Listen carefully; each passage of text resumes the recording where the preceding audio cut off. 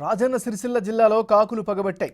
అవును, మీరు విన్నది నిజమే. సిరిసిల్ల బస్టాండ్ ప్రాంతంలో కట్టమైసమ్మ గుడి వద్ద మనుషులను కాకులు కాళ్లతో తంతున్నాయి. వచ్చిపోయే వారిపై కాకులు కాళ్లతో దాడి చేస్తున్నాయి. అయితే బస్టాండ్ నుంచి బయటికి వెళ్లేవారు, లోపలికి వచ్చే మగవారిపైనే కాకులు దాడి చేయడం మరో విశేషం. దీంతో కాకుల దాడితో బస్టాండ్ పరిసర ప్రాంతాలు వారు బెంబేలెత్తిపోతున్నారు. పాదచారులైతే ఎప్పుడు ఏ వైపు నుంచి కాకి వస్తుందోనని ఉలిక్కిపడుతున్నారు.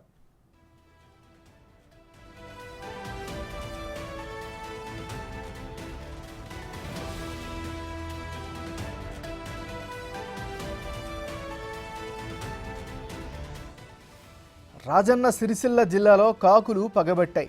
అవును, మీరు విన్నది నిజమే. సిరిసిల్ల బస్టాండ్ ప్రాంతంలోని కట్టమైసమ్మ గుడి వద్ద మనుషులను కాకులు కాళ్లతో తంతున్నాయి. వచ్చిపోయే వారిపై కాకులు కాళ్లతో దాడి చేస్తున్నాయి. అయితే బస్టాండ్ నుంచి బయటికి వెళ్ళేవారు, లోపలికి వచ్చే మగవారిపైనే కాకులు దాడి చేయడం మరో విశేషం. దీంతో కాకుల దాడితో బస్టాండ్ పరిసర ప్రాంతాల వారు బెంబేలెత్తిపోతున్నారు.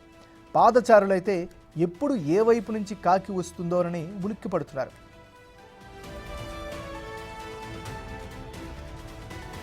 ఇదే అంశానికి సంబంధించి మరింత తాజా సమాచారాన్ని మరి పొత్త శ్రీనివాస్ అందిస్తారు. శ్రీనివాస్, చెప్పండి.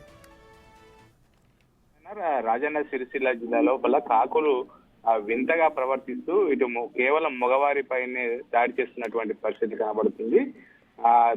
సిరిసిల్ల పట్టణము పాత బస్టాండ్ సమీపం లోపల ఉన్నటువంటి కట్టమైసమ్మ గుడి వద్ద పాదచారులు వెళ్తున్నటువంటి సమయం లోపల ఇటు కాకులు వచ్చి తలపైన కాలుతో తన్నుకుంటూ వెళ్తున్నటువంటి విచిత్ర సంఘటన చోటు చేసుకున్నాయని చెప్పుకోవచ్చు. అయితే ఆ కాకులు మాత్రం అక్కడ అటు నుంచి వెళ్ళేటువంటి పాదచారులు వెళ్ళేటువంటి సమయం లోపల ఆడవారు వెళ్తున్నప్పుడు వారిని ఏమనట్లేదు, కానీ కేవలం మగవారు మాత్రం వెళ్తున్నప్పుడు మాత్రమే తలపైన తంతు చెట్టు కొమ్మల పైన పైకి ఎగిరి వాళ్తున్నటువంటి పరిస్థితి కనబడుతుంది. ఇదంతా కూడా దాదాపుగా ఈ రోజు ఉదయం సమయం లోపల దాదాపు 2 గంటల వరకు కూడా కాకులు ఈ విధంగా విచిత్రమైనటువంటి ప్రవర్తనతో ఇటు మగవారి పైన కాలితో తంతు కూడా చేసినటువంటి దృశ్యాలు ఇటు కొంతమంది తమ కెమెరా లోపల బంధించినటువంటి పరిస్థితి కనబడుతుంది. అక్కడ 10ల సంఖ్య లోపల మగవారి పైన మాత్రమే కాకులు తన్నేటువంటి దృశ్యాలు అయితే మనం చూడవచ్చు.